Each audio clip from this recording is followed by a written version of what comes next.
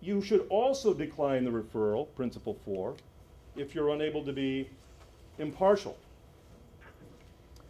Greenberg and Schumann in 1997 wrote, examiner is to be neutral, objective, and detached as to the forensic issues.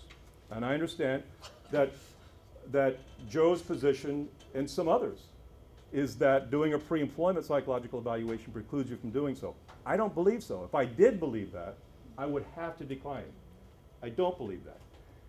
Whether or not the appearance of it is such, you know, there's a lot of concern about appearance, but I think that I resolve any initial appearances of a lack of objectivity through the process and through the result.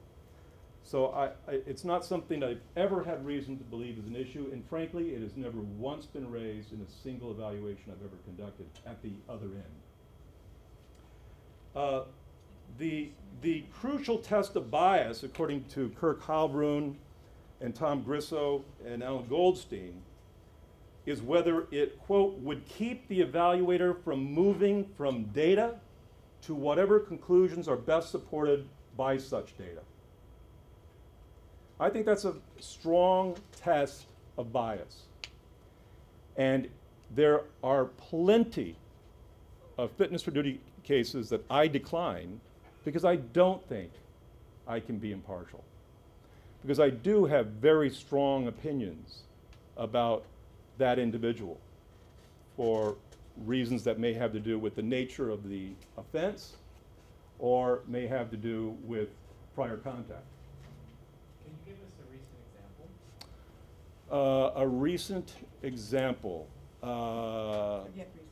An example. Well, yeah, I can give you an example, although it's not necessarily the best example because there were other reasons for declining it as well. I thought it was a case we'll talk about in a moment of another classic and very important case, Palmer versus Cook County. And I thought this was a good Palmer case. And this person had engaged in sexual contact with a minor.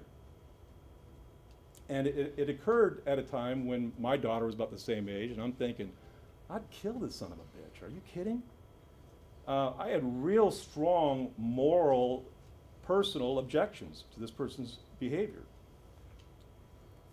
More importantly, I thought a fitness for duty evaluation is ridiculous. Fire him. How in the world, why in the world are we even talking about this? And they said, well, it's going to take a long time before the adjudication gets done. You know, But he confessed? No, he didn't confess. But believe me, they had plenty of evidence. This was slam dunk. But before it winds through the courts, I said, it doesn't matter. You don't have to wait till he's convicted before you fire him. You know, I'm looking at the same evidence you've got. Fire him. Well, it would be a lot easier if you would just do the psychological evaluation and would, no. First of all, I don't even want the scumbag in my office, number one.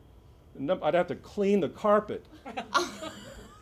And I can't be objective. No. You know, just listen to me, you know. How can I be? Yeah, I can't be objective. So no, we're not going to do it. I'm not doing it. That's one example.